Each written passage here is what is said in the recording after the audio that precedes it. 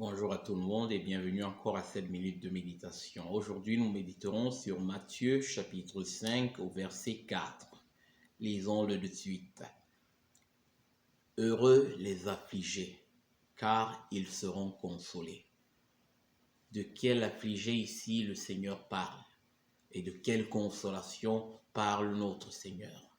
Ici, le Seigneur est en train de se référer à ceux qui sont affligés à cause de leurs propres péchés, ceux qui sont affligés à cause de leurs propres injustices, ceux qui sont opprimés par le péché, par le poids de leurs péchés. Oui, ceux-là qui cherchent une libération de l'esclavage de leurs péchés, ceux qui sont opprimés également par le péché des autres, par le péché, l'injustice qui règne dans ce monde, par exemple, autour d'eux. Donc, à ceux-là, le Seigneur dit, ils seront consolés. Ils sont affligés au point de rechercher la justice de Dieu, rechercher la sainteté de Dieu, rechercher la gloire de Dieu. Et alors le Seigneur leur dit, un jour viendra où ces personnes-là seront consolées.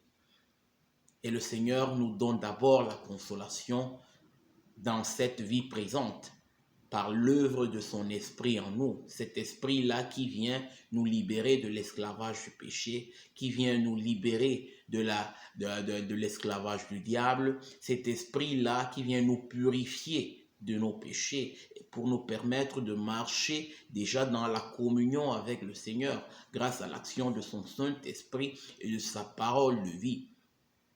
Cette consolation, tout d'abord intérieure, cette consolation tout d'abord individuelle, personnelle, attachée à notre salut, attachée à notre nouvelle naissance, attachée à l'œuvre, à l'action de l'Esprit qui a été accomplie dans nos vies. Oui, heureux les affligés, car ils seront consolés. Et le Seigneur Jésus-Christ a établi un autre jour où il reviendra pour accueillir à soi tous ceux qui ont marché selon sa justice, tous ceux qu'il a reconnus, tous ceux qu'il a reconnus comme enfants, qu'il a reconnus comme disciples, ceux-là qui se sont affligés pour leurs péchés, pour leur injustice et pour les péchés du monde, ceux-là qui ont acquis le cœur de Christ, ceux-là justement qui ont marché pour la cause de Christ, pour la gloire de Christ. Et ceux-là auront une consolation éternelle, parce que le Seigneur lui-même essuiera les larmes, le Seigneur lui-même les comblera à cause justement de leur fidélité, à cause de leur justice, à cause de leur persévérance. Heureux ceux qui sont affligés, car ils seront consolés. Et le retour de notre Seigneur est proche.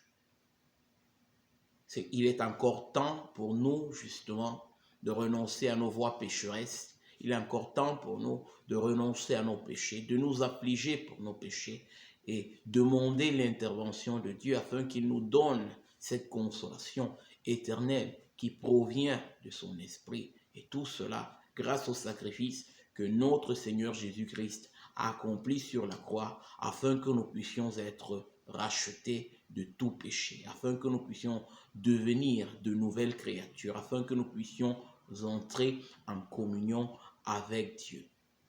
Amen et bonne journée.